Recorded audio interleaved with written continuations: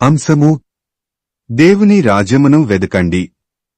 వాక్యము మత్తయి సువార్త 6వ అధ్యాయము 33వ వచనము.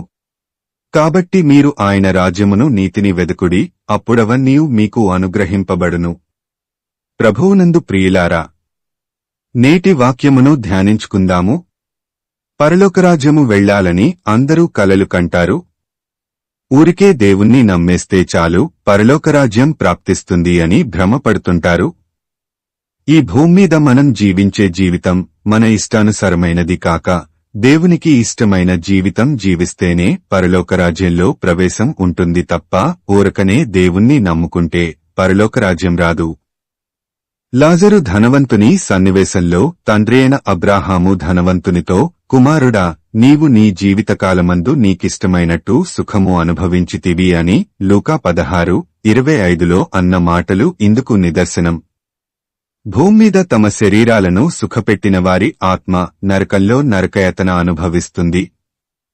ధనవంతుడు ఏవో పాపాలు చేసినందువలన నరకములో పడవేయబడినట్లు లేదు కాని తన ఇష్టానుసారంగా జీవించినందువలననే నరకమునకు వెళ్లాడు. ధనవంతుడు పరలోక రాజ్యములో ప్రవేశించుట కంటే సూదిబెజ్జములో ఒంటె దూరుట సులభము అని మత్తయి 19:34లో యేసు ప్రభువు చెప్పాడు.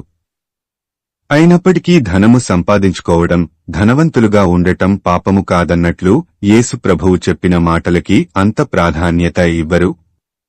మనుష్యులు ధనమును సంపాదించేది కేవలం వారి శరీరమును సుఖపెట్టడానికే తప్ప వారి ఆత్మకు ఎలాంటి ప్రయోజనం ఉండదు.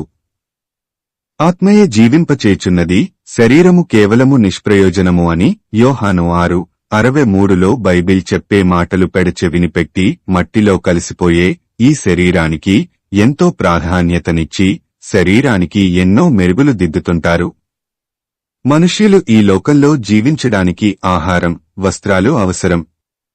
ఆహారం తినకపోతే మనిషి చనిపోతాడు. మనుష్యుల నిత్యావసరాలైన ఆహారం, వస్త్రాల విషయంలోనే మీరు ఆయన రాజ్యమును, నీతిని వెదకుడి, అప్పుడు అవన్నీయు మీకు అనుగ్రహించబడును అని యేసు ప్రభువు చెప్పాడు. మనం దేవుని రాజ్యమును, నీతిని వెదికితే మన అవసరాలన్నీ దేవుడు తీరుస్తాను అని చెప్పినప్పుడు ఇంక మనం ఏ విషయమై చింతించాలి? అయినప్పటికీ మనం ఈ శరీర విషయమై చింతిస్తామే తప్ప దేవుడు ఇచ్చిన ఆత్మ విషయమైన చింత ఏమాత్రమూ ఉండదు. ధనవంతులు దేవుని రాజ్యములో ప్రవేశింపరు అని యేసు ప్రభువు చెప్పాడంటే అందులో ఎంతో నిజం ఉంది. ధనవంతులు వారి శరీరాలకి ఇచ్చే విలువ వారి ఆత్మకు ఇవ్వరు. అందుకే వారు పరలోకరాజ్యానికి అర్హులు కాదు. యేసు ప్రభువు చెప్పినట్లు వారు దేవుని రాజ్యాన్ని వెదకరు.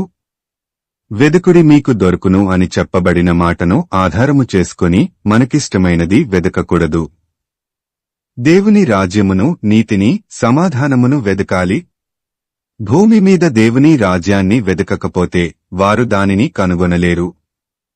మన సుఖభోగాసక్తి మనల్ని పరలోక రాజ్యానికి దూరం చేస్తుంది. కాబట్టి మనం దేవుని రాజ్యాన్ని, నీతిని వెదుకుదాం. యెహోవాను వెదుకుడి, ఆయన బలమును వెదుకుడి, ఆయన సన్నిధిని నిత్యము వెదుకుడి. కీర్తనలు 105:4. ఈ భూమి మీద నీవు ఏమి వెదుకుచున్నావు? దేవుని రాజ్యమునా, ధనమునా? దేవుని రాజ్యమును నీవు వెదికినట్లయితే అప్పుడు దేవుడు నీ అవసరాలన్నీ తీరుస్తాడు. దేవుని రాజ్యమును వెదకడానికి నీవు సిద్ధమా? ప్రార్థించుకుందాము. ప్రభువా, ఈ లోకంలో మేము జీవించినంతకాలము ఈ భూమ్మీద నీ రాజ్యాన్ని, నీతిని వెదుకునట్లు మాకు జ్ఞానమును, తెలివిని ప్రసాదించమని యేసయ్య నామమున అడుగుతున్నాము తండ్రి. ఆమేన్.